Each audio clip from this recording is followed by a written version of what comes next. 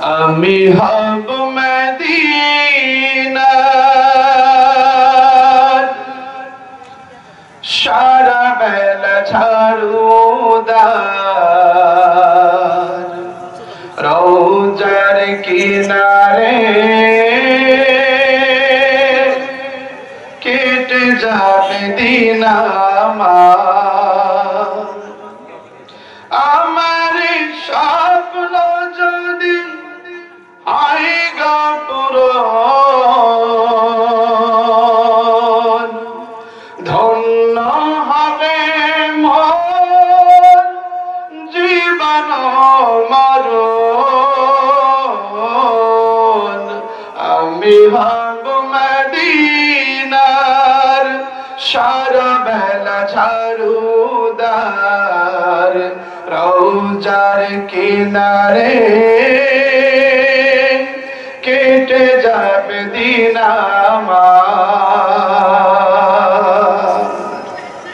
إن الحمد لله وكفى وسلام على عباده الذين اصطفى بعد فيا أيها الحاضرون قال تعالى في كلامه المجيد وفرقانه الحميد أعوذ بالله من الشيطان الرجيم بسم الله الرحمن الرحيم وما أرسلناك إلا رحمة للعالمين قال النبي صلى الله عليه وسلم اتبعوا أولادكم ثلاثة خصال حب نبيكم وحب أهل بيته وقراءة القرآن قال تعالى إن الله وملائكته يصلون على النبي يا أيها الذين آمنوا صلوا عليه وسلموا تسليما اللهم صل على محمد وعلى آل محمد كما صليت على إبراهيم وعلى آل إبراهيم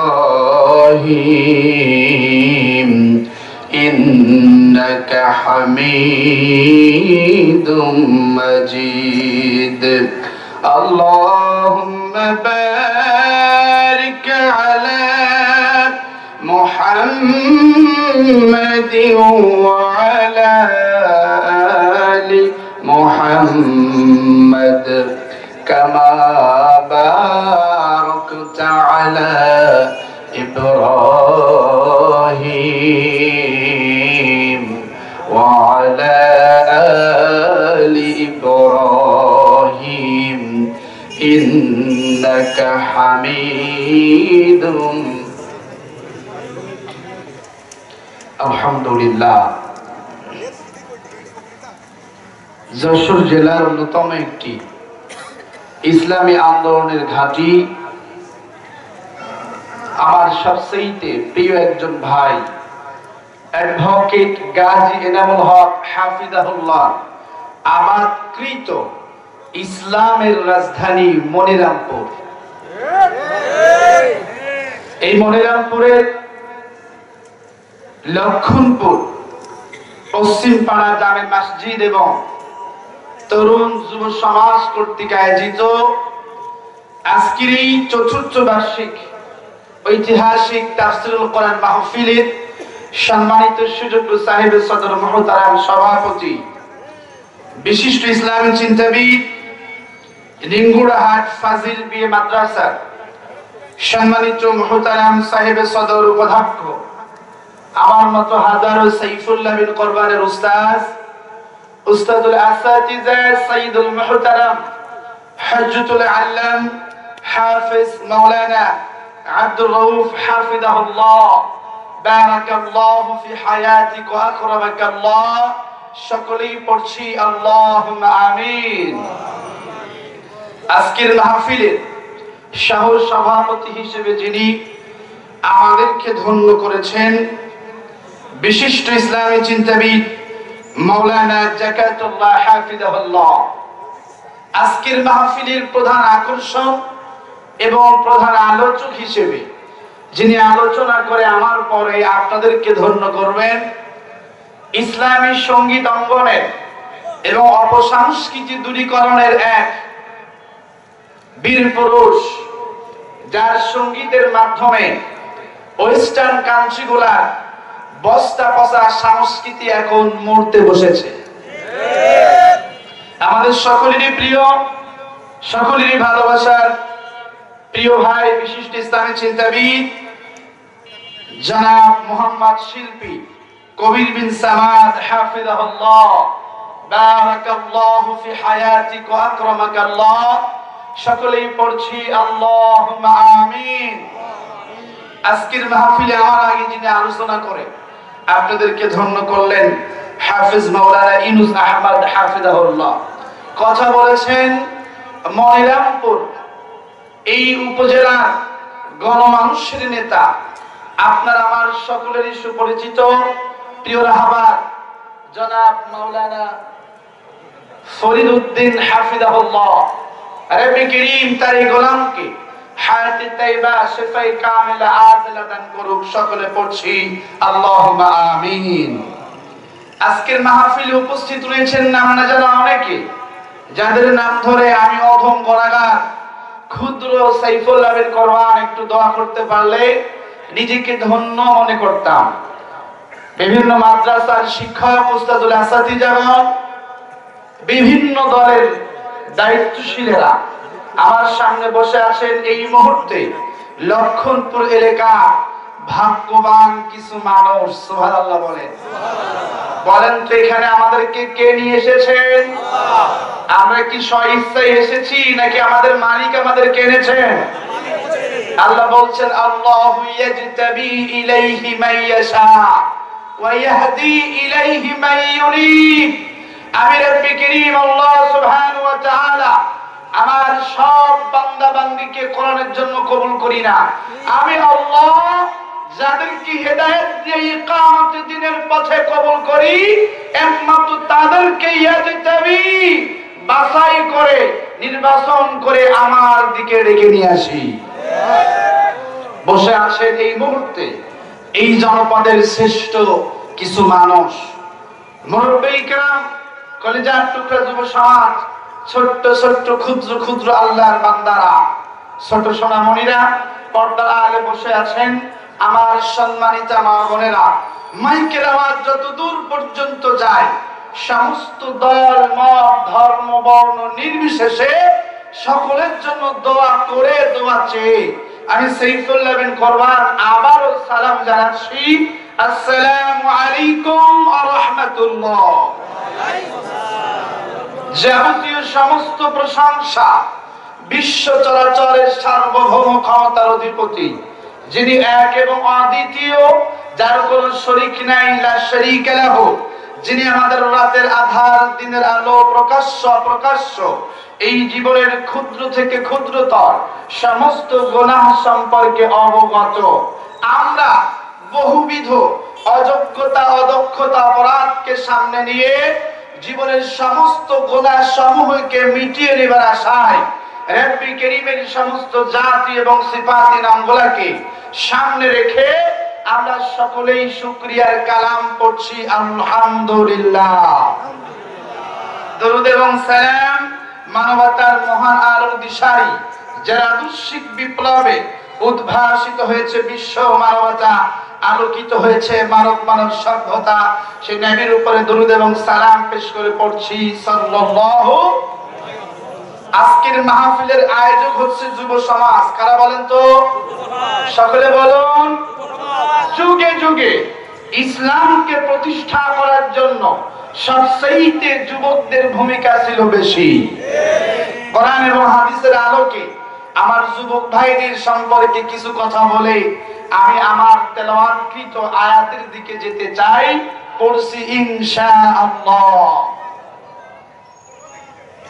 জাতির পিতা ইব্রাহিম আলাইহিস সালাম তিনি যখন কাবার মধ্যে থাকা সমস্ত মূর্তিগুলোকে ভেঙে খান খান করে দিয়ে কাবার সবচেয়ে বড় মূর্তিটির ঘাড়ে কুঠাল রেখে দিয়েছিলেন, ওই সময় তিনি যুবক ছিলেন না, তিনি ছিলেন টকবকে যুবক ইব্রাহিম।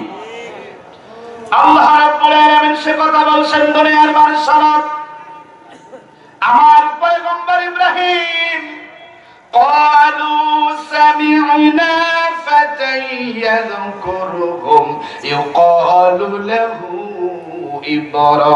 إبراهيم। ওই কাফের মুশরিকরা قالوا سمعنا فتى, কাফের মুশরিকরা বলে يذكرهم, আমাদের দেব দেবীর সমালোচনা যে লোকটা করেছে সে হলো একজন যুবক, ইউকালু লাহু ইব্রাহিম, তাকে মানুষেরা ইব্রাহিম নামে চেনে। আমাদের দেব দেবী যে হারাম, ভাস্কর্য যে হারাম, মূর্তি যে হারাম, বাপের মূর্তি দিয়ে যে ব্যক্তিটি বাংলার অলিগলি ভরে দিয়েছিল, এই মূর্তির বিরুদ্ধে সর্বপ্রথম গর্জন দিয়েছিলেন জাতির পিতা ইব্রাহিম আলাইহিস সালাম।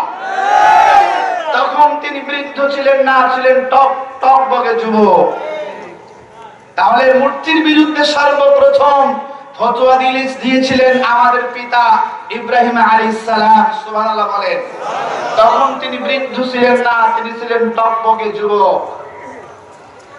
জাতির পিতা ইব্রাহিম আলাইহিস সালাম মূর্তির বিরুদ্ধে ফতোয়া দেওয়ার কারণে তড়িঘড়ি করে নমরুদ সরকার জাতির পিতাকে অগ্নিকুণ্ডে নিক্ষিপ্ত করেছিল দুনিয়া থেকে বিদায় করে দেওয়ার জন্য।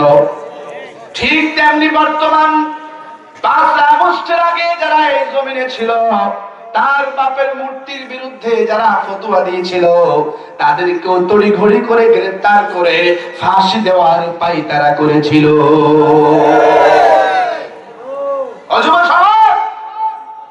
মূর্তি হারাম। জাতির পিতা বৃদ্ধ বয়সে বলায় যখন তিনি তারুণ্য দীপ্তে যুবক ছিলেন, টকবকে যুবক, তখন তিনি ফতোয়া দিয়ে মৃত মূর্তিকে হারাম ঘোষণা করেছেন। সুবহানাল্লাহ বলেন। প্রিয় ভাইরা, আসহাবে কাহফের কতিপয় 7 জন লোক ইমানকে রক্ষা করার জন্য তারা গুহায় আশ্রয় দিয়েছিল। আল্লাহ রাব্বুল আলামিন সে কথা বলেছেন কত সুন্দর করে, নাহনু নাকুসু আলাইকা নাবাহুম বিল হাক্কি ইন্নাহুম ফিতয়াতুন আমানু বিরাব্বিহিম ওয়া জিদনাহুম হুদা। আল্লাহ বলছে, হাবিবি নাহনু নাকুসু আলাইকা নাবাহুম বিল হাক্কি, আমি আপনাকে সঠিকভাবে যথাযথভাবে ওই কতিপয় যুবকের ঘটনা আমি আল্লাহ আপনাকে জানিয়ে দিয়েছি। ইন্নাহুম ফিতয়াতুন আমানু বিরাব্বিহিম, ওদের একটা অপরাধ ছিল, যৌবন বয়সে ওরা আমি রবের উপরে ঈমান এনেছিল। আসহাবে কাহফের সেই লোকগুলা ঈমানকে বাঁচানোর জন্য ওই কাহাত নামক গুহায় আশ্রয় নিয়েছিল, তারা বৃদ্ধ ছিল না, যৌবন বয়সে রবের উপরে ঈমান এনেছিলেন। ওয়াজিদনাহুম হুদা, আর রাব্বি কারীম বলছে তাদের ঈমানকে রক্ষা করার জন্য আমি আল্লাহ তাদেরকে পথ দেখিয়েছি। এখান থেকে শিক্ষা হলো ঈমানকে হেফাজতের সময় বৃদ্ধ বয়সে নয়, ঈমানকে হেফাজতের সময় হলো যৌবন বয়স। কারণ যৌবন বয়সেই সমস্ত পাপ সংগঠিত হয়। যে বয়সে পাপ সংগঠিত হয় সে বয়সেই ঈমানকে রক্ষা করা কঠিন হয়। কথা বলেন না কেন? আল্লাহ তাআলা বলছেন আমি আমার কতিপয় বান্দাদেরকে হেদায়েত দিয়েছি, পথ প্রদর্শন করিয়েছি, এজন্য তারা জালেম শাসকের কবলে পড়ে ঈমান থেকে বিচ্যুত হয়ে যাচ্ছিল, আমি আল্লাহ তাদের ঈমান হেফাজতের জন্য রাস্তা দেখালাম। সুবহানাল্লাহ বলে। ইউসুফ আলাইহিস সালাম নিজের ঈমানকে রক্ষা করার জন্য যৌবন বয়সেই জুলেখার অপবাদ নিয়ে কারাগারে গিয়েছিলেন। তিনি বলেছিলেন ঈমান হারিয়ে এই কারাগারের বাইরে থাকার ভিতরে কোনো কল্যাণ নাই, আমি ঈমান নিয়েই কারাগারে যেতে চাই।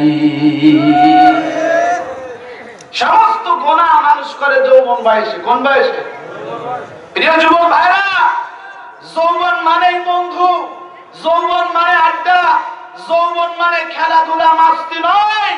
মহান রব্বুল আলামিন যৌবনকে এক বিশেষ নিয়ামত হিসেবে আমাদেরকে দিয়েছেন। যৌবন দিয়েছেন এজন্য যৌবন বয়সেই তুমি তোমার যৌবনকে আমি আল্লাহর জমিনে দ্বীন কায়েমের জন্য ব্যয় করবে। তোমার যৌবন দিয়েছি গান আড্ডা মাস্তি করার জন্য নয়, তোমার যৌবন দিয়েছি ওই দুনিয়াবি নেতার সামসামি করার জন্য নয়, তোমার জীবন দিয়েছি, তোমার যৌবন দিয়ে আমি আল্লাহর জমিনে দ্বীন কায়েমের আন্দোলনকে আরো বেগবান করবে এজন্য। সম্মানিত ভাইরা, হাবিবুল্লাহ রাসূলুল্লাহ সাল্লাল্লাহু আলাইহি ওয়াসাল্লাম আমাদেরকে উপদেশ দিচ্ছেন। সুবহানাল্লাহ বলেন। নবীজি বলেন ইগতানিম খামসান ক্বাবলা খামসিন, পাঁচটি বিষয়ের পূর্বে তোমরা পাঁচটি বিষয়কে প্রাধান্য দিবে। সুবহানাল্লাহ বলেন। শাবাবাকা ক্বাবলা হারামাক, শাবাবাকা ক্বাবলা হারামিক, পাঁচটি বিষয়ের পূর্বে পাঁচটি বিষয়কে প্রাধান্য দিবে। তার ভিতরে প্রথম নাম্বার হলো বৃদ্ধ বয়সে যাওয়ার আগে যৌবনকে প্রাধান্য দিবে। বলেন তো আজকের বৃদ্ধ ও যুবক ছিল কিনা? জোরে বলেন। আল্লাহ তাআলা বৃদ্ধ বয়সের হিসাব নেবেন না। বৃদ্ধ বয়স শিশু বয়সের মতো। রাব্বি কারীম পুঙ্খানুপুঙ্খানুভাবে আমাদের হিসাব নেবেন যৌবনের। কিসের? জোরে বলেন। যৌবনের হিসাব নেবেন।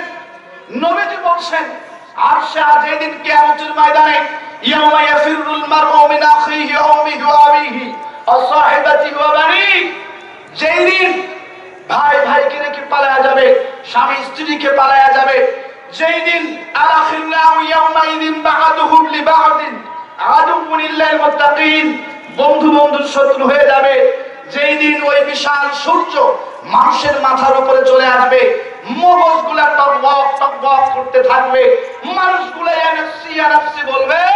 ওই চরম একাকিত্ব মুহূর্ত সময়, প্রচন্ড তাপের তাপের সময় আল্লাহ সুবহানাহু ওয়া তাআলা তার 7 প্রকার বান্দা বান্দীকে আরশের নিচে ছায়া দিবেন। হাবিবুল্লাহ বলেছেন সাবআতু ইউযিল্লুহুমুল্লাহ ফি যিল্লিহি ইয়াওমা লা যিল্লা ইল্লা যিল্লুহু ইমামুন আদিল। কিয়ামতের ময়দানে 7 শ্রেণীর লোককে আল্লাহ রাব্বুল আলামিন তারা আরশে আজিমের নিচে ছায়া দিবেন। তার ভিতরে প্রথম নাম্বার হলো ন্যায় শাসক, ন্যায় বিচারক। ও শাবুন নাশা ফি ইবাদাহ, দ্বিতীয় নাম্বার হলো ওই যুবক যেই যুবক তার যৌবনকে আল্লাহর রাস্তায় অতিবাহিত করেছে। যে যুবক তার যৌবনকে আল্লাহ সুবহানাহু ওয়া তাআলার রাস্তায় অতিবাহিত করেছে, আল্লাহ সুবহানাহু ওয়া তাআলা ওই যুবককে তার ছায়ার নিচে আশ্রয় দিবেন। সুবহানাল্লাহ বলেন। আমার ভাইরা, আমাদের নবী মুহাম্মদ সাল্লাল্লাহু আলাইহি ওয়াসাল্লাম 40 বছর বয়সে নবুয়ত পেয়েছিলেন। 40 বছর বয়সে নবুয়ত যখন পায়, বৃদ্ধ না যুবক? জোরে বলেন। আল্লাহ সুবহানাহু ওয়া তাআলা সমস্ত নবীদেরকে যৌবন বয়সেই নবুয়ত দিয়েছেন। সুবহানাল্লাহ বলেন। কোন বয়সে? তার মানে দায়িত্ব পালনের অন্যতম সময় হলো যৌবন বয়স। কিসের বয়স বলেন? যৌবন বয়স। সুবহানাল্লাহ বলেন।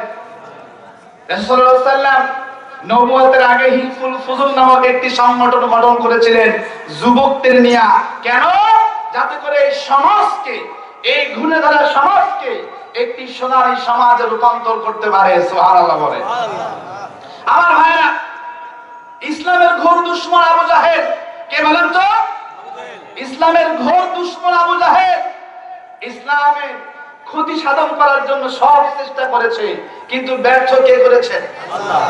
এই আবু জাহেলের টকবগে যুবক সন্তান ইকরামা বিন আবু জাহেল নবীজির কাছে এসে বলছেন, ইয়া রাসূলুল্লাহ, আমার বৃদ্ধ বাবা আবু জাহেল ভুল করতে পারে, আমি ভুল করতে চাই না, আপনি হাতটা বাড়ায় দেন, আমি কালেমা পড়ে মুসলিম হতে চাই। ওয়ালিদ বিন মুগিরা আরেকজন ইসলামের ঘোর দুশমন। এই ওয়ালিদ বিন মুগিরার দুটি সন্তান, ওয়ালিদ বিন ওয়ালিদ আরেকজন খালিদ বিন ওয়ালিদ। এই ওয়ালিদ বিন মুগিরা মৃত্যুর সময় ওসিয়ত করছেন যে বেঁচে থাকতে তো ইসলাম ধ্বংস দেখে যেতে পারলাম না, আমি আমার সমস্ত সম্পদকে ইসলাম ধ্বংসের জন্য ব্যয় করে গেলাম। আল্লাহ বলে, তোর ঘরে আমি খালিদ বিন ওয়ালিদ বানায় দিলাম। এই ওয়ালিদ বিন মুগিরার যুবক সন্তান খালিদ বিন ওয়ালিদ ইসলামের সেনাপতি হয়ে গেলেন। সুবহানাল্লাহ বলেন। আমার ভাইরা, হযরত বেলাল, খাব্বাব, আম্মার এরা কেউ বৃদ্ধ ছিলেন না, সব কি ছিল? জোরে বলেন। সবাই যুবক ছিল। 1952 সালের এদেশের বাংলা ভাষা আদায়ের দাবিতে রফিক সালাম বরকত, যাদের জীবনের বিনিময়ে আমরা বাংলা ভাষা পেয়েছি, স্বাধীনভাবে বাংলায় কথা বলতে পারি, তারাও কিন্তু বৃদ্ধ ছিল না, তারাও ছিল যুবক। 1971 সালে দীর্ঘ 9 মাস রক্তক্ষয়ী যুদ্ধের মাধ্যমে এক সাগর রক্তের বিনিময়ে যারা আমাদেরকে স্বাধীন সার্বভৌম লাল সবুজের একটি পতাকা এনে দিয়েছিলেন, তারাও বৃদ্ধ ছিল না, তারাও ছিল যুবক। 1971 সালের 16 ডিসেম্বর এদেশ বিজয় লাভ করে 26 মার্চ এদেশ স্বাধীন হয়। কিন্তু বাংলাদেশ 1971 সালে স্বাধীন হওয়ার পর দীর্ঘ 16 বছরে বাংলাদেশে 100 ফ্যাসিস্ট এদেশের স্বাধীনতাকে খর্ব করেছিল। 2024 সালের 5 আগস্ট বাংলাদেশের তরুণ যুবকদের রক্তের বিনিময়ে আমরা আরেকটি স্বাধীন বাংলাদেশ পেয়েছি। সব বৃদ্ধরা যখন ব্যর্থ, সব দল যখন ব্যর্থ, রাব্বে কারীম টকবগে যুবক, তরুণ ছাত্র সমাজ, আবাল বৃদ্ধা পরিবার রক্তের বিনিময়ে রাব্বে কারীম আবার আমাদের মুখের স্বাধীনতা, বাক স্বাধীনতা, এদেশের সমস্ত স্বাধীনতাকে আল্লাহ তাআলা আবার হেফাজত করেছেন। আমি জানতে চাই, অবদিনামপুর এলাকাবাসী, 1971 সালে স্বাধীন হয়ে এই দেশকে যারা জুলুম দিয়া, নিপীড়ন দিয়া, নির্যাতন দিয়া, হামলা দিয়া, মামলা দিয়া, এক কথাই এমন কোন অন্যায় অবিচার করে নাই, এদেশের মাটিতে তারা তাদেরকে কি আজ দেখতে চান? যারা আলেমদের হত্যা করেছে, যাদের হাতে হাফেজে কোরআনের রক্ত, তারা বাংলার শ্রেষ্ঠ সন্তানদেরকে কারারুদ্ধ করে একে একে ফাঁসি দিয়েছে, যারা আল্লামা সাঈদীকে শহীদ করেছে, তাদেরকে কি আর দেখতে চান? আমরা এদেশের মাটিতে আর কোন জালেমকে দেখতে চাই না। 24-এর 5 আগস্ট স্বাধীন হওয়ার এই দেশে যারা হাট বাজার, দোকানপাট, হিন্দুদের বাড়ি ঘর দুয়ারে হামলা করেছে, যারা মানুষের দোকানপাট, হাট বাজার দখলে ব্যস্ত ছিল, আপনারা কি তাদেরকে দেখতে চান? ও যুব সমাজ, অমদিরামপুরবাসী, আপনাদের কাছ থেকে আমি জানতে চাই, এই বাংলাদেশের 68,000 গ্রামের প্রতিটি মাটির পাড়াতে পাড়াতে আল্লাহর কোরআনের আইনকে বাস্তবায়ন করার জন্য যদি আরেকটি 5 আগস্ট ঘটানো দরকার হয়, তোমরা কি রাজি আছো? আল্লাহকে দেখা দাও। আমরা এদেশে আর কোন জালেমকে দেখতে চাই? আর যারা জুলুম করতেছে, এখনো দেখতেছি কিছু আল্লাহর বান্দারা ট্রাক নিয়ে মাহফিল বন্ধ করতেছে, পোস্টারের নাম না থাকলে মাহফিল বন্ধ করছে, আসলে নাই? হ্যাঁ, আমরা তাদেরকেও আর দেখতে চাই। তোমরা স্বপ্নের সাগরে আছো, থাকো স্বপ্নেই। বাংলার মানুষ এদেশে আর কোন জালেমকে দেখতে চাই, জালেমকে দেখতে চাই। যারা আল্লাহর জমিনে আল্লাহর দ্বীন কায়েম করতে চাই, তারা পার্লামেন্টে গিয়া চোরের বিচার হবে কোরআন দিয়া, ডাকাতের বিচার হবে কোরআন দিয়া, জিনার বিচার হবে কোরআন দিয়া। এক কথায় যারা পার্লামেন্টে আল্লাহর কোরআনকে নিতে চাই, অ্যাডভোকেট গাজীর পক্ষে থাকতে রাজি আছেন ইনশাআল্লাহ? বলেন। যে নেতা নামাজ পড়ে না, রোজা রাখে না, যে নেতা কোরআন শুদ্ধ করে পড়তে পারে না, তার সঙ্গে মুসলমানের কোন সম্পর্ক থাকতে পারে না। কে বলেছেন? কে বলেছেন?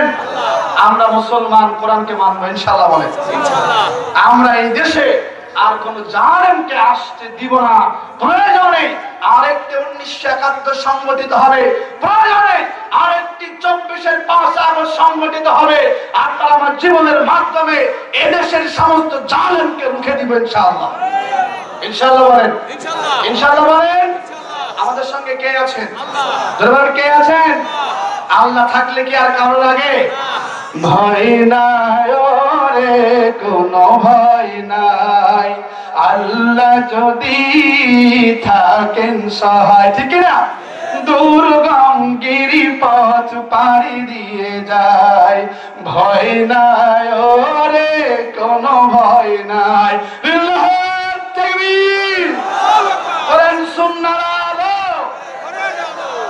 আর কত ঘরে দেবেন?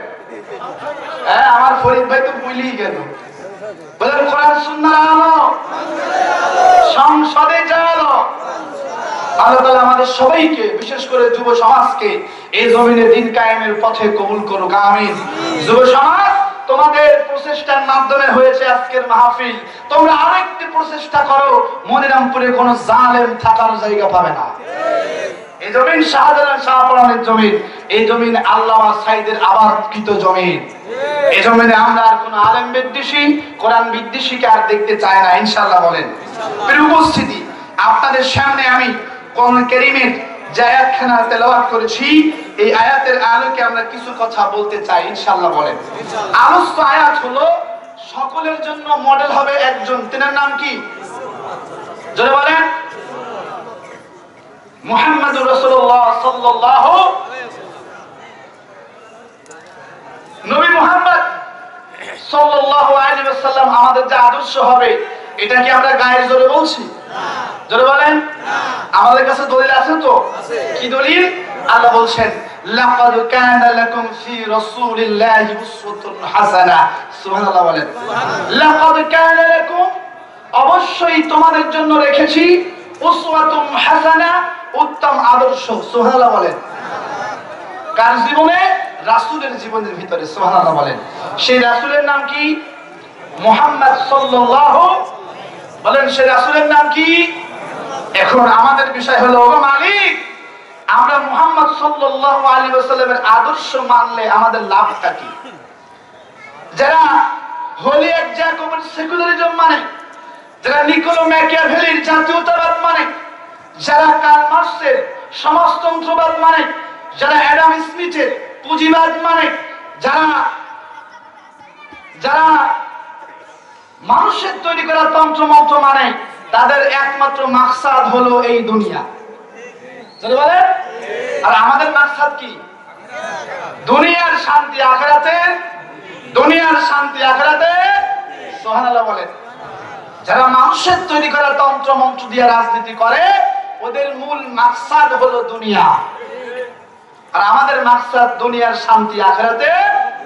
আর এই দুনিয়ার শান্তি আখিরাতের মুক্তি মিলবে সবাই মিলে মানবতার বন্ধু মুহাম্মদুর রাসূলুল্লাহ সাল্লাল্লাহু আলাইহি ওয়াসাল্লামের দেখানো শেখানো তন্ত্র মন্ত্র দিয়ে রাজনীতি করলে। সম্মানিত ভাইরা আমার, আমরা বললাম, বাবা মালিক, ও আল্লাহ, আমরা যদি মুহাম্মদুর রাসূলুল্লাহ সাল্লাল্লাহু আলাইহি ওয়াসাল্লামের আদর্শ গ্রহণ করি, আমাদের লাভ কি? আল্লাহ বলছে, গোলাম শোন শোন শোন, ওয়ায়াগফির লাকুম যুনুবাকুম লাকুম আল্লাহু গফুরুর রহিম।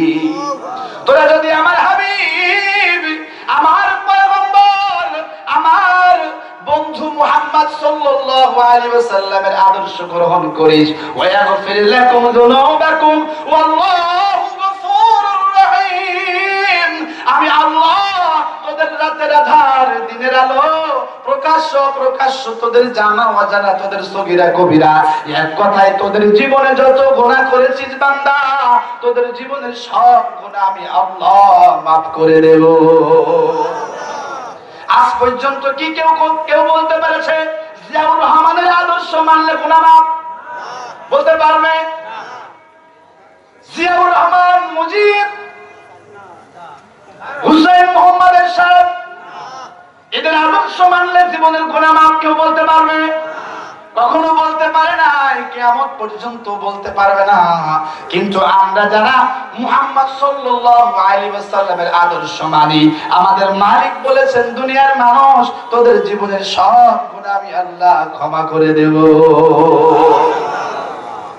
শুধু গুনাহ মাফ করব না, সর্বনাম ইল্লা মান তাবা ওয়া আমানা ওয়া আমিলা আমালান সালিহান ফাউলাইকা ইউবাদদিলুল্লাহু সাইয়্যাতিহিম হাসানাত।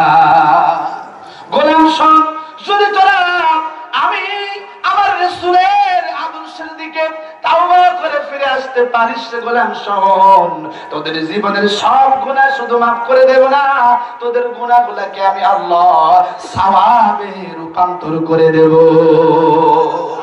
নবী মুহাম্মদের আদর্শ মানলে গুনাহ মাফ, নবী মুহাম্মদের আদর্শ মানলে শুধু গুনাহ মাফ নয়, গুনাহগুলোকে সওয়াব কে বানায় দেবে?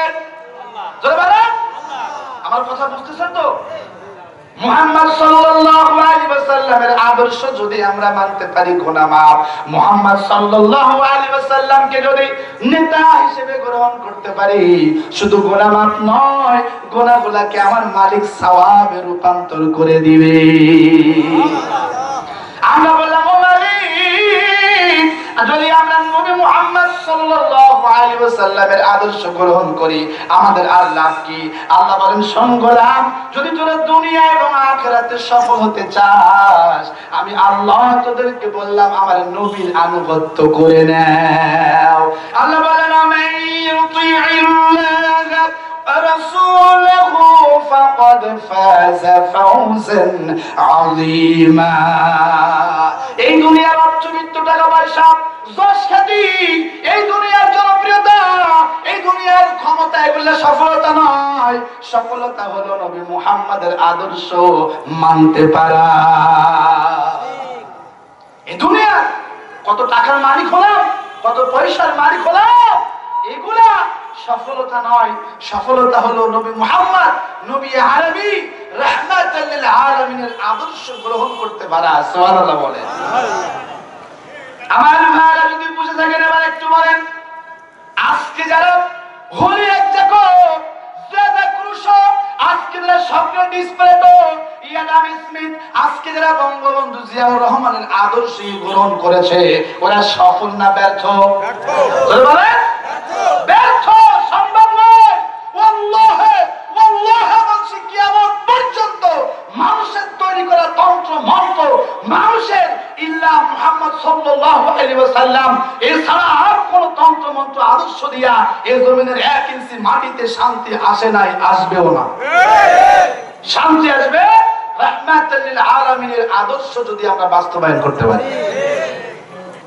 আমরা বললাম ও মালিক, নবী মুহাম্মদ সাল্লাল্লাহু আলাইহি ওয়াসাল্লামের আদর্শ যদি আমরা গ্রহণ করি আমাদের লাভ কি? হাবিবুল্লাহ বলেন শোনো, যদি তোমরা আমি নবী, আমি রাসূল, আমার আদর্শ যদি তোমরা গ্রহণ করতে পারো, শোনো, লিতুবাশশিরিল আবদা বিল জান্নাতি ক্বাবলা মাউতিহি, মৃত্যুর পূর্বে রহমতের ফেরেশতারা এসে তোমাদেরকে জান্নাতের সুসংবাদ দান করে দিবে।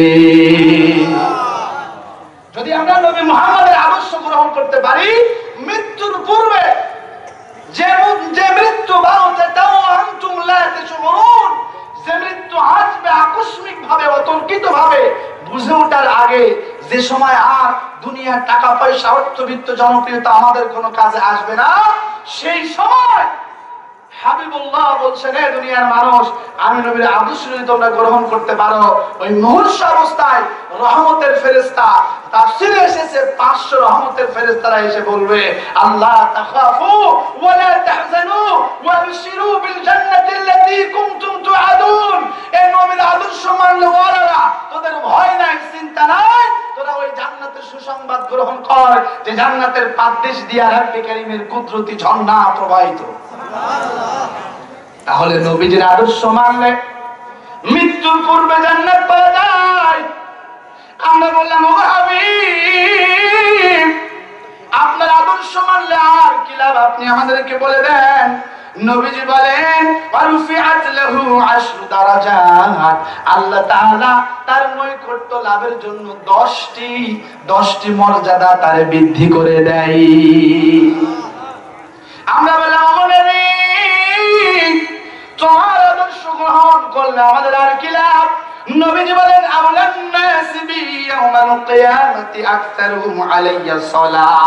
যারা আমি নবীর উপরে দুরূদ এবং সালাম পেশ করে, আমি নবীরে ভালোবাসে, আমি নবীর আদর্শ গ্রহণ করে, কিয়ামতের ময়দানে তারা আমি নবীর সব চাইতে নিকটে অবস্থান করবে। ভালো করে বোঝেন। وقال الذين كفروا ربنا أرنا الذين أضلانا من الجن والإنس نجعلهما تحت أقدامنا ليكونا من الأسفلين।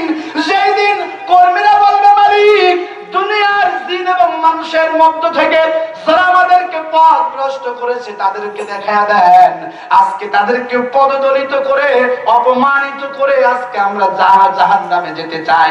যেই দিন এই দুনিয়ার কালমাস নেতা, যেদিন এই দুনিয়ার হলি এক জায়গা, যেদিন বঙ্গবন্ধু, যেদিন জিয়াউর রহমানের বিরুদ্ধে তার অনুসারীরা আঙ্গুল তুলে বলবে, ও মালিক, আজকে ওদেরকে দেখা দাও, একা জাহান্নামে যাব না, ওদেরকে নিয়ে যাব। যেই দিন দুনিয়ার নেতারা বিপদে পড়ে যাবে, কর্মীরা বিপদে পড়ে যাবে, সেই দিন মুহাম্মদ সাল্লাল্লাহু আলাইহি ওয়াসাল্লামের আদর্শে আদর্শিত কর্মীরা নবী মুহাম্মদের সব চাইতে কাছে থাকবে। হাবিবুল্লাহ কত সুন্দর করে বলছেন, মান সাল্লা আলা মুহাম্মদ সাল্লাল্লাহু আলাইহি ওয়াসাল্লাম ওয়াজাবাত লাহু শাফাআতি। সুবহানাল্লাহ, কি মজার কথা। ও মদিনাপুরবাসী, কি দিলে আপনারা বুঝবেন, ভালো করে বোঝেন।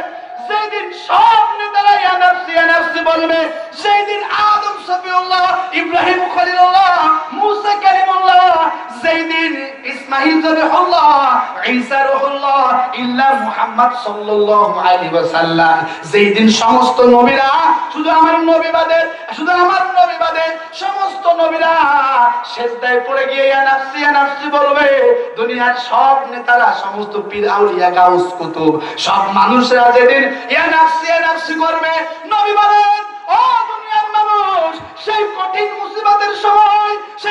মুসিবতের সময় ওয়াজাবাত লাহু শাফাআতি, আমি নবীর আদর্শ রাজনীতি করেছে, আমি নবীর দেখানো তন্ত্র মন্ত্র দিয়ে পথ চলেছে, আমি নবী, তাদের জন্য শাফায়াত করা আমি নবীর উপরে ওয়াজিব হয়ে গেছে। চিন্তা করছেন তো কোন দিকে যান আপনি, কোন দিকে যান, ভালো করে বোঝেন। এ দুনিয়া ক্ষণস্থায়ী, এক সেকেন্ডের ভরসা নাই, আছে কি বলেন? এক সেকেন্ডের নাই ভরসা, মরণ ঘাড়ের পরে, বিপুল সম্পদ করেছ জড় ভোগ বিলাসের তরে, বুলবুল পাখির নাই এসেছেন হেথায়, বেঁধেছেন বাসা বড় মমতায়, খেলা হলে শেষ ভেঙে পরিবেশ, যেতেই হবে নিয়তি যেথায়, আজ মরলে কবর দিহিয়া কাঁদবে বন্ধু সহজনে, ঠিক না? আজ মরলে কবর দিহিয়া কাঁদবে বন্ধু সহজনে, খবর নিয়া দুদিন পরে, খবর নিয়া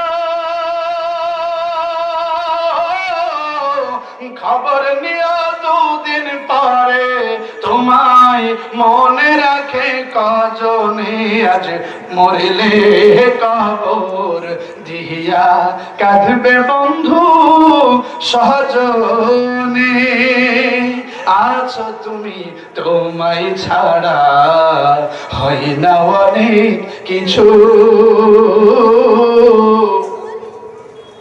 আছো তুমি তোমায় ছাড়া হয় না অনেক কিছু কত জনা ঘরে দেখি তোমার পিছু পিছু না থাকলে তুমি সবই হবে না থাকলে তুমি না থাকলে তুমি সবই হবে বিরাম রবে না আর বিহনে আজ মরিলে কবর দিয়া কাঁদবে বন্ধু সজনে ঠিক না চলে যাবে ভাই এই দুনিয়া ক্ষণস্থায়ী এই দুনিয়া থাকার জায়গা এই ক্ষণস্থায়ী দুনিয়ার জন্য দুনিয়ার মানুষের পেছনে আমরা দৌড়াই অনন্ত অসীম আখিরাতকে ভুলে গিয়েছি কথা বলেন আর এই দুনিয়ার সবচেয়ে বোকা হলো তারা অনন্ত অসীম আখিরাতকে ভুলে যায় আমরা কি ক্ষণস্থায়ী দুনিয়ার জন্য আখিরাতকে নষ্ট করতে চাই কে কে চায় না লিল্লাহে তাকবীর লিল্লাহে তাকবীর আমরা আখিরাতকে নষ্ট করতে চাই এই দুনিয়া ক্ষণস্থায়ী প্রিয় ভাইরা আমার এজন্য বলি এই ক্ষণস্থায়ী দুনিয়ার সাময়িক শান্তির জন্য সাময়িক ক্ষমতার জন্য ওই যে ওরা চেয়েছিল 1941 সাল পর্যন্ত থাকা থাকতে পেরেছে আমরা মাহফিলে কথা বলতে গেলেই বলে হুজুর আল্লাহই তো বলেছেন ক্ষমতা আল্লাহই দেয় আমরা আবার বলি আল্লাহ ক্ষমতা দেয় আবার জুতার বাড়ি দিয়ে এমন পালাবা ব্যাগ গুছানোর সময় পাবে না এই হলো ক্ষমতা এজন্য নব্য জালেমদেরকে বলি তারা হাত পাতার তারা খাল বিল নদী নালা দখল করার পায়তারা করে অন্তত পক্ষে পালিয়ে যাওয়া জালেমের কাছ থেকে শিক্ষা নাও নতুবা বাংলার জনগণ পালিয়ে যাওয়া জালেমদের জুলুম করার জন্য যে বেহাল দশা করেছে সে বেহাল দশা কিন্তু তোমাদেরও করে ছাড়বে এজন্য বেশিরা হবে না আল্লামা বলেছিলেন বেশিরা হবে না 12 কোটিতে যখন গাছের গোড়া দিয়ে নাড়া দিবে তখন মামু বাড়ি দিল্লি গিয়া পড়বা পড়ছে কিনা আল্লামা বলেছিলেন এমন সময় আসবে পালাবার জন্য ইঁদুরের গর্ত খুঁজে পাবে না এজন্য বলি যারা আজকে জালেমদের রূপ নিতে চাও আজকে ওদের মতো হাট বাজার খাল বিল দখল করতে চাও অন্তত পক্ষে পালিয়ে যাওয়া জালেমের কাছ থেকে শিক্ষা নাও ক্ষমতা ক্ষণস্থায়ী ক্ষমতা চিরস্থায়ী বলেন চিরস্থায়ী ক্ষমতার মালিক কে ক্ষমতার মালিক কে আমরা কেউ এই ক্ষণস্থায়ী দুনিয়ার রাজত্ব চাই না আমরা চাই ইহকালীন শান্তি এবং পরকালীন মুক্তি ইনশাআল্লাহ বলেন প্রিয় উপস্থিতি তাহলে যদি আমরা নবী সাল্লাল্লাহু আলাইহি ওয়াসাল্লামের আদর্শ মানি আমাদের জীবনের সব গুনাহ কে মাফ করে দিবেন যদি আমরা নবী মুহাম্মদ সাল্লাল্লাহু আলাইহি ওয়াসাল্লামের আদর্শ মানি আমাদের গুনাহগুলোকে সওয়াবে কে রূপান্তর করবে আল্লাহ যদি আমরা নবী আরবীর আদর্শ মানি মৃত্যুর পূর্বে জান্নাতের রহমতের ফেরেশতা কে পাঠাবেন আল্লাহ যদি আমরা নবী মুহাম্মদ সাল্লাল্লাহু আলাইহি ওয়াসাল্লামের আদর্শ গ্রহণ করি আমাদের জন্য সুপারিশ করা কিয়ামতের ময়দানে নবীর জন্য ওয়াজিব হয়ে যায় সুবহানাল্লাহ বলেন সুবহানাল্লাহ এরপরেও যদি এই নবীর আদর্শ না মানেন নবীজি বলেছেন মান নাসিয়া সালাতে আলাইয়া খতিয়া তরিকাল জান্নাহ যে ব্যক্তি আমি নবীর উপরে দুরূদ পড়তে ভুলে গেল আমি নবীর আদর্শ বাস্তবায়ন করতে গিয়ে ভুলে গেল ও যেন জান্নাতের রাস্তায় ভুলে গেল যে আমি নবীর রাস্তা ভুলে গেল ও যেন জান্নাতের রাস্তা কি ভুলে গেল এই উপস্থিতি আমরা কি জান্নাতের রাস্তা ভুলতে চাই কে কে চায় না লিল্লাহে তাকবীর আমরা সবাই কোথায় যেতে চাই জোরে বলেন আমরা কি কেউ জাহান্নামে যেতে চাই আমার ভাইরা আমার নবী আমাদের আদর্শ তা সেই নবী কেমন ছিল আপনারা কি জানেন আসুন সেদিকে একটু যেতে চাই, ইনশাআল্লাহ বলেন। বিশ্বনবীর দুধ মাতা হালিমাতুস সাদিয়া রাদিয়াল্লাহু তাআলা আনহা একমাত্র কন্যা সাইমা, বিশ্বনবীর দুধ বোন। হালিমা বলছে, সাইমা যাও, বকরিগুলো নিয়ে তুমি মাঠে চলে যাও।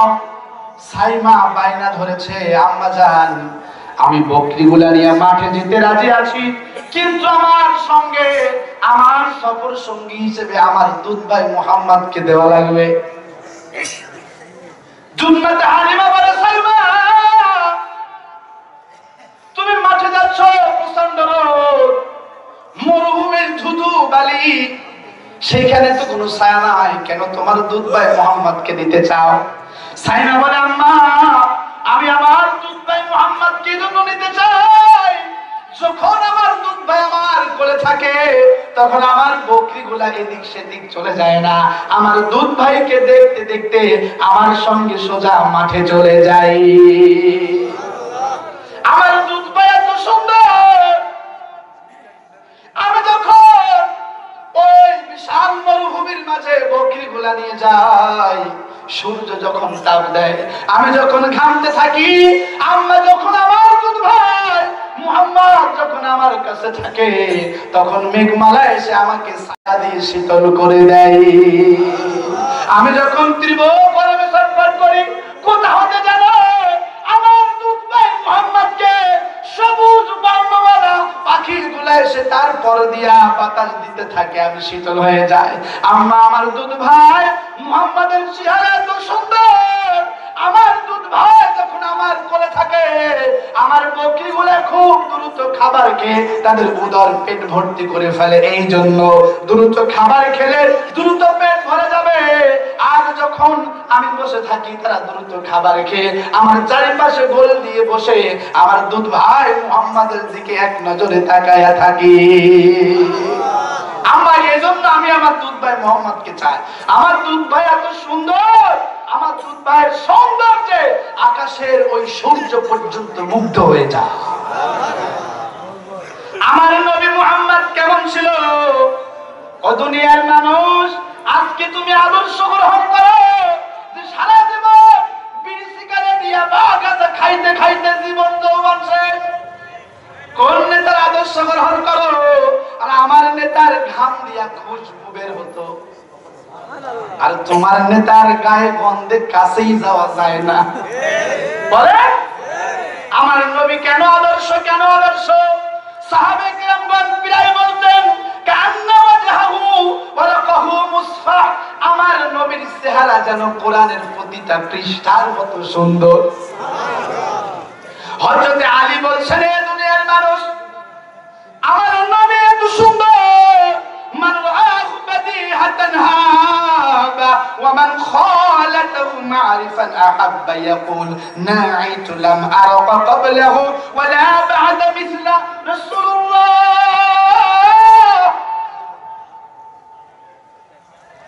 আমার নবী এত সুন্দর, আমার নবীকে কেউ যদি আচমকা হঠাৎ করে দেখতো সে চমকে যেত, এটা মানুষ না ফেরেশতা। এত সুন্দর মানুষকে যদি কেউ প্রথম দেখতো চমকে যেত, চমকে যেত, দেখে চমকে যেত, থমকে যেত। এত সুন্দর মানুষ আগে কখনো দেখি নাই। হযরত আলী বলছে, কেউ যদি গভীর দৃষ্টি দিয়া আমার নবী মুহাম্মদকে দেখতো, আমার নবীর ওই চেহারা আর কেউ কখনো ভুলতো না। আমার নবী এত সুন্দর, আমার নবীর দেখার সঙ্গে সঙ্গে মানুষেরা বলতো লাম আরা ক্বাবলাহু ওয়া লা বা'দা রাসূলুল্লাহ সাল্লাল্লাহু আলাইহি ওয়াসাল্লাম। আমার নবীর দেখার সঙ্গে সঙ্গে ওই মানুষগুলা বলে ফেলতো, নবী মুহাম্মদের মতো এত সুন্দর মানুষ না পূর্বে দেখেছি, না আর কখনো দেখব। এত সুন্দর, আর এই সুন্দর মানুষটারে ছেড়ে তুমি যাও কোথায়? এই সুন্দর মানুষটার আদর্শ ছেড়ে যাও কই? আসতে হবে নবীজির আদর্শের দিকে, ইনশাআল্লাহ বলেন। নবীজির আদর্শ ছাড়া শান্তি আসবে? শান্তি আসবে? শুধু শান্তি শান্তি জিকির করতে করতে মরে যাবে, কিন্তু শান্তি আসবে না, কারণ শান্তি তো শান্তির বাবা মুহাম্মদ সাল্লাল্লাহু আলাইহি ওয়াসাল্লামের কাছে। আমার নবী কত সুন্দর ছিল। জাবের বিন সামুরা রাদিয়াল্লাহু তাআলা আনহু, তার কাছে বলা হলো, ওগো আল্লাহর নবীর সাহাবী, আমার নবী কি তরবারির মতো চকচকে ছিল? জাবের বিন সামুরা বলেন, লা মালাকানা মিসলা শামস ওয়ালা কমার, না না না, আমার নবী তরবারির মতো চকচকে ছিল না। সকাল বেলার উদিত সূর্য আর রাতের বেলা ওই আলোকিত করেছে, তার চাইতে বেশি সুন্দর ছিল আমার নবী। আমার নবী কত সুন্দর। জাবের বিন সামুরা রাদিয়াল্লাহু তাআলা আনহু, তিনি একদিন বলছেন, আমি ছোট মানুষ, আমি নবীজির কাছে গেলাম। বিশ্ব নবী মসজিদে নববীর ভিতরে বসে আছেন। নবীজির কাছে যাওয়ার পর আমি নবীজির কাছে গেলাম। নবীজি মুস্কি হেসে নবীজির পবিত্র হাতটা আমার চোয়ালে দিলেন। সঙ্গে সঙ্গে আমার গোটা শরীর শীতল হয়ে গেল। নবীজি যখনই আমার চোয়ালে হাত দিলেন, সঙ্গে সঙ্গে আমার চোয়ালে মিশক আম্বরের চাইতে সুগন্ধি বের হওয়া শুরু করেছে। নবীজি আমার হাতটি ধরলেন। জাবের বিন সামুরা বলছেন, নবীজি রাহমাতুল লিল আলামিন আমার হাতটি ধরলেন, বাইরে আসলেন। সেই দিন ছিল পূর্ণিমার রাত। সুবহানাল্লাহ বলেন। পূর্ণিমার রাত ছিল। আমি একবার ওই পূর্ণিমার চাঁদের দিকে তাকাই, আর একবার এই মাটির উপরে দাঁড়িয়ে থাকা চাঁদের উপরে তাকাই। একটা সময় আমার মনটা বলে উঠলো, ফালাহু ইনদি আহসানু মিনাল কমার, ইয়া রাসূলুল্লাহ, ওই চাঁদের চাইতেও আপনি বেশি সুন্দর। এত সুন্দর আমার নবী, আর সেই সুন্দর নবীর ছেড়ে ও যায় কোথায়? যার গায়ের গন্ধে কাছে যাওয়া যায় না। বলেন না কেন? মদিনাপুর মানুষ এমনি ইসলাম প্রিয়, আলহামদুলিল্লাহ বলেন। এটা বারবার প্রমাণ দেয়, আলহামদুলিল্লাহ বলেন। আমার ছোট ভাই এনাউল, ও হচ্ছে আমার জেলখানার সাথী। দাওয়াতটা তো সেইভাবে আসছে, আলহামদুলিল্লাহ বলেন। এই ছোট ভাইটা আরো ছোট ছিল, তখন তো দাড়ি ছিল না। 2000 সম্ভবত 13 সালে মনে হয়, 13 কিংবা 14 সালে আমরা জেলখানায় গেলাম। 13 সালে এমন কি বুঝতো গো? আমি কি বুঝতাম? জেলখানায় যেতে হলো। যাক আলহামদুলিল্লাহ, দীর্ঘ 16 বছর জালেম না আসলে আমরা মুনাফিক চিনতে পারতাম না। মাঝে মাঝে বাতাস আল্লাহ দেয় যে যেগুলা আসল সেগুলা পড়ে থাকবে, আর মুনাফিকেরা সুতের সঙ্গে গা ভাসিয়ে দেয়। মুনাফিক চিনতে পারছেন তো? মুনাফিক হলো তারা যে ফরিদউদ্দিন মাসুদি শাহবাগে গিয়া যে শাহবাগের স্লোগান ছিল, তোমরা সাথে সাইদি তৈরি রাখার কোয়াতে কাদের মোল্লা তৈরি রাখার ওই শাহবাগের স্লোগান ছিল। আর ফরিদউদ্দিন মাসুদ সেই শাহবাগে গিয়ে বলেছিল, আমি শাহবাগে এসে নেকির কাজ করেছি। আর আজকের কিছু টুপিওয়ালা দাড়িওয়ালা সেই শাহবাগী ফরিদউদ্দিন মাসুদিকে বাঁচানোর জন্য পায়তারা শুরু করেছে। যারা তার পক্ষে, তারাই হলো খাঁটি মুনাফিক। কারণ আমাদের মাহফিলগুলো বিগত সালে বন্ধ হয়েছে, আর তারা দেদারসে মাহফিল করেছে, কারণ তারা তো তাদের নাতি ছিল। কি ছিল? নাতি। যতই নানা দাড়ি ধরুক, নানা তো মুস্কি হাসে, ও তো আমার নাতি। আর আমরা তো নাতি ছিলাম না। আমরা কিছু না বললেও সমস্যা নাকি? আমরা জোরে হাঁটলেও দোষ ছিল, আস্তে হাঁটলেও দোষ ছিল। আমার ভাইয়েরা, তাহলে যে নবীজি এত সুন্দর, সে নবীজির আদর্শ ছেড়ে যাওয়া যাবে? জোরে বলেন। নবীজি আমাদের আদর্শ কে বলেছেন? আল্লাহ। জোরে বলেন, কে বলেছেন? নবী মুহাম্মদ সাল্লাল্লাহু আলাইহি ওয়াসাল্লামের আদর্শ রেখে দুনিয়ার বস্তা বস্তা দুর্গন্ধময় কোন মানুষের আদর্শ গ্রহণ করা কবিরা গুনাহ। কি গুনাহ? আর কবিরা গুনাহ মাফ হয় কিসের মাধ্যমে? হুজুর বলেন, আর তাওবা মানে কি? আস্তাগফিরুল্লাহ। তাওবা মানে ফিরে আসা। তার মানে দুনিয়ার ওই বস্তা বস্তা দুর্গন্ধময় নেতার নেতৃত্ব ছেড়ে রাহমাতুল আলামিনের নেতৃত্বের দিকে আসা, এটাই হলো তাওবা। তুবু ইলাল্লাহ। মাঝে মাঝে আমি বোঝানোর জন্য বলি, দুই জায়গায় আল্লাহর নাম নেওয়া যাবে না। দুই জায়গায় নেওয়া হারাম। ওই দুই জায়গায় নিলে গুনাহ হয়। কি গুনাহ হয়? তাও কবিরা গুনাহ হয়। কথা বলছেন তো? তার ভিতরে একটা হলো টয়লেটে যাওয়ার আগে দোয়া আছে, কিন্তু বসে কি দোয়া আছে নাকি? যদি বলেন, এখন কেউ যদি মনে করে যে আমি এত বড় আল্লাহর ওলি, টয়লেটে শুধু ফাও সময় যায় একটু জিকির করি, কত সওয়াব হবে? হবে হবে। তো টয়লেটটা যেমন, ঠিক তেমনি সেকুলারিজম হলো টয়লেট। মানুষের তৈরি করে তন্ত্র মন্ত্র। এক কথায় Bangabandhu Ziaur Rahman, Karl Marx, Lenin, Hegel, ফুলো, এদের তন্ত্র হলো টয়লেটের মতো। টয়লেটে বসে জিকির করলে যেমন সওয়াব হবে না, ঠিক তেমনি এই মানুষের তৈরি করা তন্ত্র মন্ত্র ভিতরে বসে আল্লাহ আল্লাহ নামাজ রোজা হজ যাকাত করলেও কবুল হবে। বুঝে ফেলেছেন এবার মনে হয়।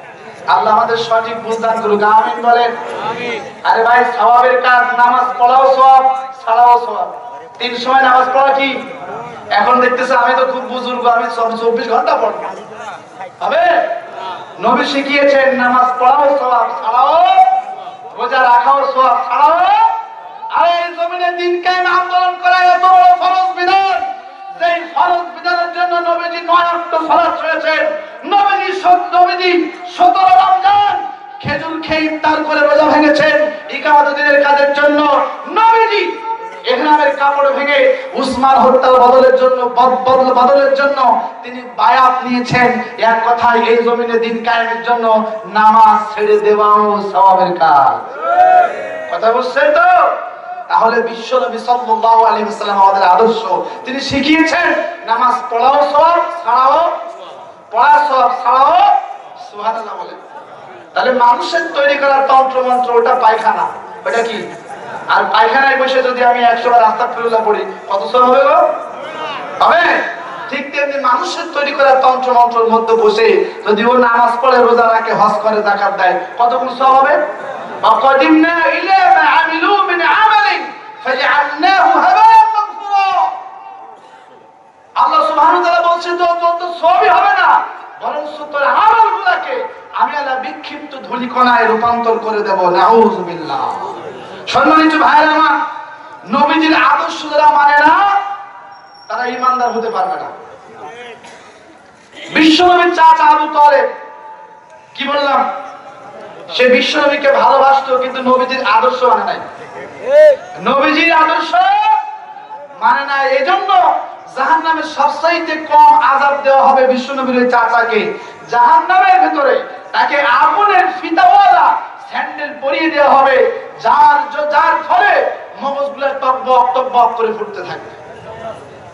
তাহলে বিশ্বনবীর এত কাছে থেকে শুধু নবীজির আদর্শ জমিনে বাস্তবায়ন করে নাই, এই অপরাধে সে জাহান্নামে যাবে। তুমি নবীজির চাচার চাইতে কি বড় কিছু? জাতির পিতা ইব্রাহিম আলাইহিস সালামের পিতা আজর, কি বললাম, এই পিতা আজর তিনি আল্লাহর উপর ঈমান আনে নাই, ইব্রাহিম খলিলের আদর্শ গ্রহণ করে নাই, এইজন্য জাতির পিতাও জাহান্নামে যাবে। কিয়ামতের ময়দানে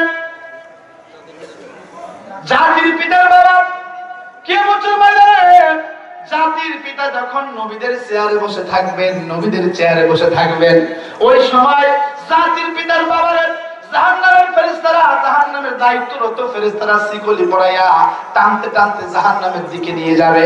বারবার তাকাবে, ও কলিজার টুকরা সন্তান ইব্রাহিম, দুনিয়াতে আমি তোর আদর্শ মানি নাই, দুনিয়াতে আমি তোর আনিত বিধান মানি নাই, দুনিয়াতে আল্লাহর উপরে ঈমান আনি নাই, এখন পাক্কা ওয়াদা দিলাম আমি আল্লাহর উপরে ঈমান আনতে চাই, একটুখানি বাঁচাও।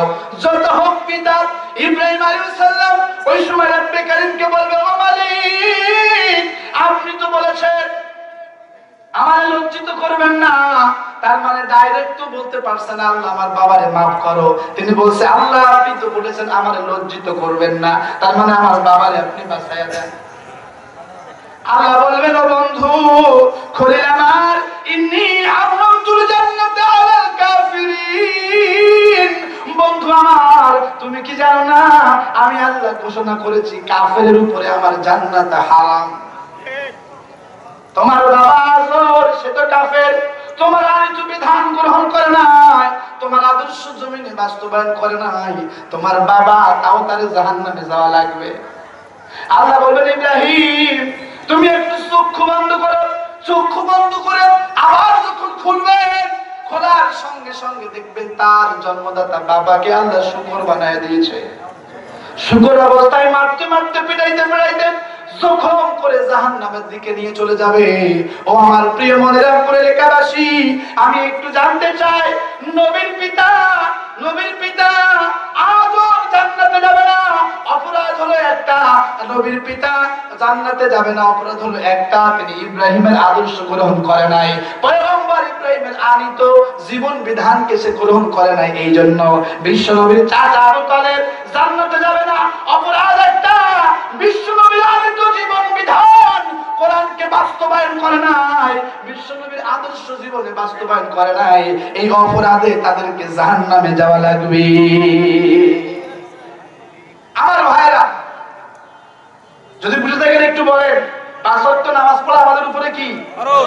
যদি বলেন আর না পড়া কি গুনাহ, কবিরা গুনাহ। কি গুনাহ? যদি কেউ নামাজ না পড়ে ওর কবিরা গুনাহ হয়, কিন্তু ঈমান যায় না। কি যায় না? নামাজ না পড়লে কবিরা গুনাহ হয়, কিন্তু ঈমান যায় না। কিন্তু কেউ যদি যুক্তি দেয়, হাসে উবুড় হয়ে শামুক পায়, তুমি উবুড় হয়ে কি পাও, তখন আর কবিরা গুনাহ হয় না, তখন ঈমানটা চলে যায়। কথা বোঝেন না? আমরা নামাজে কাকে সেজদা দিই বলেন? জোরে বলেন। নামাজে সেজদা দিই আমাদের মালিককে। কিন্তু ওই সেজদা যদি কেউ খামকায় দেয়, মাজারে দেয়, বলেন তোর নাম ঈমানদার নাকি বেঈমান? জোরে বলেন। ওর নাম হলো বেঈমান। আমার ভাই, নামাজ না পড়লে কবিরা গুনাহ হয়, ঈমান যায় না। কিন্তু আপনি যদি নামাজের ওই সেজদা আপনি আল্লাহকে না দিয়া যদি আপনি ওই মূর্তির সামনে দেন, গাছের সামনে দেন, আপনার পীরকে দেন, তখন ঈমান থাকে না। নামাজ না পড়লে ঈমান যায় না। কিন্তু যখনই আল্লাহর বিধান নামাজের বিরুদ্ধে আপনি যুক্তি খাড়া করবেন, তখন আর কবিরা গুনাহ থাকে না, ঈমান চলে যায়। ঠিক তেমনি নবীজি আমাদের আদর্শ কে বলেছেন? জোরে বলেন। নবীজি আমাদের জন্য উত্তম আদর্শ, উসওয়াতুন হাসানাহ কে বলেছেন? তাহলে নবীর আদর্শ না মানা কি গুনাহ? জোরে বলেন। নবীর আদর্শ না মানা হলো কবিরা গুনাহ। কিন্তু যে নবীর আদর্শ মানে না, কিন্তু নবীর আদর্শের জায়গায় ওলি এক জাকবের আদর্শ খাড়া করে, নবীর আদর্শের জায়গায় নিকোলো ম্যাকিয়াভেলিকে খাড়া করে, নবীর আদর্শের জায়গায় বঙ্গবন্ধুকে খাড়া করে, নবীর আদর্শের জায়গায় জিয়াউর রহমানকে খাড়া করে, ওর ঈমানদার থাকে না, ডাইরেক্ট বেঈমান হয়ে যায়। আর কিভাবে বললে বুঝবেন? আমার বুঝ নাই। ভালো বুঝছেন তো ভাই? আলহামদুলিল্লাহ বলেন। নবীর আদর্শ না মানা কবিরা গুনাহ, কিন্তু নবীর আদর্শে যদি এন্টি কোন আদর্শ দাঁড় করা, আর কবিরা গুনাহ থাকে না, কি চলে যায়? ঈমান চলে যায়। আর ঈমানদারের আমল, ঈমান ছাড়া আমলের দাম আছে? জোরে বলেন। সারা বেঈমান বেঈমান। ইন্নাহু মান ইউশরিক বিল্লাহি ফাকাদ হারামাল্লাহু আলাইহিল জান্নাহ ওয়া মাওয়াহু النار وما للظالمين من أنصار। আল্লাহ বলেন যারা বেঈমান, ফাকাদ হারামাল্লাহু আলাইহিল জান্নাহ, তাদের উপর আমি আল্লাহ আমার জান্নাতকে হারাম করেছি। বলেন জান্নাতের মালিক কে? ও বেঈমান, ও বেঈমান, তুমি নামাজ পড়ো, মুসল্লি, রোজা রাখলা, তুমি রোজাদার, হজ করলা, তুমি হাজী, কিন্তু ঈমানদার ততক্ষণ হতে পারবে না যতক্ষণ নবী মুহাম্মাদের নেতৃত্ব না গ্রহণ করবে। এজন্য নবীজি বলছেন, ইয়াতি আলান নাস জামান আস-সাবিরু মিনহুম আলা দীনিহি কাল কাবিদি আলাল জামার। যুগ জামানা আসবে এমন, যুগ জামানা আসবে এমন, হাতের উপরে আগুন রাখা যেমন কঠিন, তার চাইতে বেশি কঠিন হবে ঈমানের উপর টিকে থাকা। হাবিবুল্লাহ বলছেন, ইয়াতি আলান নাস জামান ইয়াজতামিউনা ইউসাল্লুনা লাইসা ফীহিম মুমিন। এমন একটি যুগ আসবে কিয়ামতের পূর্বে, যেই যুগের মসজিদ হবে টাইলসওয়ালা, মসজিদ দেখলে মনে হবে 2 রাকাত নামাজ ধরে পড়ি, এমন মসজিদ আছে না নাই? ওই যে একজন বলেছে আমাদের টাকা দিয়া মডেল মসজিদ করেছি, ডাহা মিথ্যা কথা, মডেল মসজিদ হয়েছে সৌদি আরবের অনুদানে। বুঝেন নাই? মানে ফায়দায় একজন আর মোটা হয় আর একজন। কথা বলছেন? সৌদি আরবের অর্থ হয়েছে মডেল মসজিদ, আর উনি কয় আমরা বানিয়েছি মডেল মসজিদ। তুমি তো খাওয়াছো, তুমি ওই মডেল মসজিদের টাকাও মেরে খেয়েছে, প্রমাণ আছে আমার। সবাই আসুন, এক এক করে সব বের হবে ইনশাআল্লাহ। বলে আরে যুগ যেমন এমন আসবে, মসজিদ হবে সুন্দর টাইলসওয়ালা, কিন্তু ওই মসজিদের ইমাম, মুয়াজ্জিন, মুতাওয়াল্লি, সভাপতি, সেক্রেটারি লাইসা ফীহি মুমিন, সব হবে বেঈমান। কারণ কি? মসজিদে নামাজ পড়ে নবীজি রুকু দিয়েছেন, তারপরে সেজদা, নবীজি দুইটা সেজদা দিয়েছেন। নবীজি যেইভাবে নামাজ পড়েছেন ঠিক, কিন্তু জমিনে আমার নবী যেইভাবে রাজনীতি করেছেন সেইটা তোমার কাছে বেঠিক লাগে। তুমি তো বেঈমান, কথা বুঝছেন তো? আর বেঈমানের নামাজ, কালাম, রোজা, হজ, যাকাত কিছু কবুল হবে?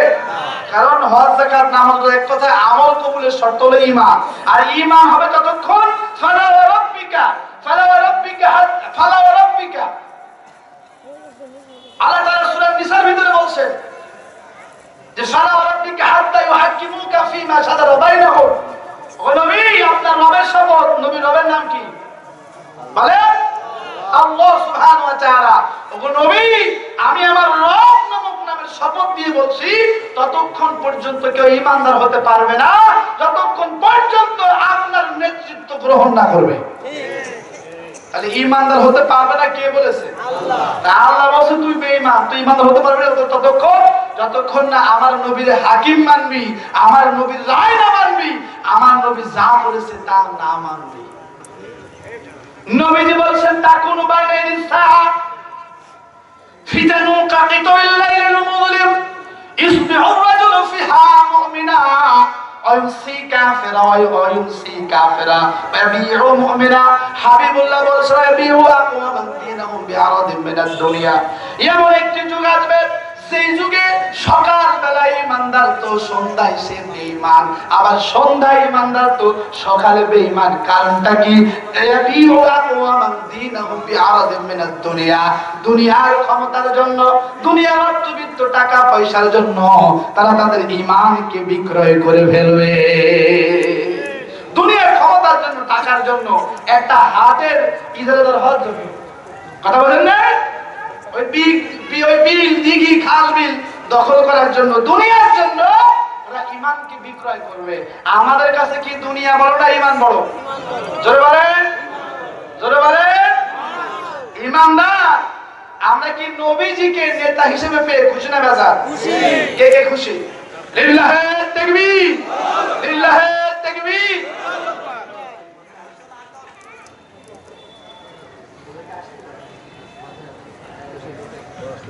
লিল্লাহে তাকবীর। সম্মানিত ভাইরা, আমরা নবীকে নেতা হিসেবে পেয়ে খুশি না দাদা? কত খুশি! আল্লাহ তাআলা বলেছেন লাকাদ মান্নাল্লাহু আলাল মুমিনিন, আমি আল্লাহ রাব্বুল আলামিন অবশ্যই ঈমানদারদের উপর অনুগ্রহ করেছি, তাদের ভেতর থেকে একজন নবী পাঠাইয়া। সুবহানাল্লাহ বলেন। আল্লাহ বলেন কুল বিফাযলিল্লাহি ওয়া বিরহমাতিহি ফাবিযালিকা ফালইফরাহু হুয়া খায়রুম মিম্মা ইয়াজমাউন। রব্বে কারীম বলেন কুল বিফাযলিল্লাহ ওয়া বিরহমাতিহি, ও নবী আমার ঈমানদার বান্দা বান্দীদেরকে জানায়া দেন, তারা যদি আনন্দিত হতে চায়, সুবহানাল্লাহ বলেন, ফালিয়াফরাহু ওয়া খায়রুম মিম্মা ইয়াজমাউন, এমন আনন্দিত হতে পারেন। ও মদিনাপুর এলাকাবাসী, আপনাদেরকে আমি জানাই, যদি আপনাদেরকে এই দুনিয়ার সবচেয়ে ক্ষমতাধর ব্যক্তি বানানো হয়, বিনিময়ে আমার নবীজিকে ছাড়তে হবে। রাজি আছেন? রাজি আছেন? এই দুনিয়ার সমস্ত অর্থবিত্ত জনপ্রিয়তার শীর্ষে উঠে দেব, বিনিময়ে নবীজির আদর্শ ছাড়তে হবে। রাজি আছেন? আমার নবীজির আদর্শ সবকিছুর কাছে তুচ্ছ। লিল্লাহে তাকবীর। আমার ভাইরা, তাহলে আল্লাহ রাব্বুল আলামিন বলেন মিম্মা খায়রুম মিম্মা ইয়াজমাউন, খায়রুম মিম্মা ইয়াজমাউন। এই পৃথিবীর সব চাইতে, টাকার চাইতে, অর্থের চাইতে, যশ খ্যাতির চাইতে তোমাদের কাছে আমার নবী হলো বড়। সুবহানাল্লাহ বলেন। এখন নবীজি আমাদের কাছে কার কার বড়? লিল্লাহি তাকবীর, লিল্লাহি তাকবীর। টাকা বড় না নবী বড়? জোরে বলেন। টাকা বড় না নবীর মহব্বত বড়? এই দুনিয়ার ক্ষমতা বড় না নবীর মহব্বত বড়? কার কার কাছে বড়? সে আল্লাহ বলছে শোনো, তোমাদের যাদের কাছে আমার নবী বড়, নবীর মহব্বত বড়, শোনো, ইন্নাল্লাহ আশতারা মিনাল মুমিনিনা আনফুসাহুম ওয়া আমওয়ালাহুম বিআন্না লাহুমুল জান্নাহ। সুবহানাল্লাহ বলেন। আল্লাহ বলেন নিশ্চয়ই ঈমানদার তোর জান এবং তোর মাল আমি আল্লাহ জান্নাতের বিনিময়ে কিনে নিয়েছি। সুবহানাল্লাহ বলেন। তাহলে আল্লাহ হলেন ক্রেতা। আল্লাহ কি ক্রেতা? আল্লাহ কিনতে চাই জান এবং মাল। বিক্রেতা কারা? ঈমানদার। সুবহানাল্লাহ বলেন। আল্লাহ সুবহানাহু ওয়া তাআলা ঈমানদারের কাছে জান এবং মাল কিনতে চায়। এখন ঈমানদার কে কে দেখি তো? ঈমানদার, বেঈমান হাত তোলার দরকার নেই, ঈমানদাররা একটু হাত তোলা দেয়। লিল্লাহি তাকবীর। আল্লাহ সুবহানাহু ওয়া তাআলা ঈমানদারের কাছ থেকে জান এবং মাল কিনতে চায়। এখন বলতে চাই আল্লাহ কিনতে চায় জান এবং মাল, আমরা কে কে বেচতে চাই? কে কে বেচতে চাই? হাত নামান। আল্লাহ তাআলা বলছেন বিআন্না লাহুমুল জান্নাহ, তোরে জান এবং মালের বিনিময়ে আমি আল্লাহ তোরে দেব জান্নাত। সুবহানাল্লাহ বলেন। আল্লাহ কি দেবে বলেন তো? জান্নাত দেবে। এখন জানতে চাই ঈমানদারেরা, লিল্লাহি তাকবীর। প্রধান আকর্ষণ শিল্পী কবির বিন সামাদের আগমন। প্রধান আকর্ষণ শিল্পী কবির বিন সামাদ সাহেবের আগমন। ময়নামপুরবাসীর পক্ষ থেকে, লক্ষণপুরবাসীর পক্ষ থেকে প্রিয় ভাই শিল্পী কবির বিন সামাদ সাহেবের আগমন। লিল্লাহি তাকবীর। আল্লাহ কবুল করুক, আমিন বলেন। প্রধান আকর্ষণ আসছে, আলহামদুলিল্লাহ বলেন।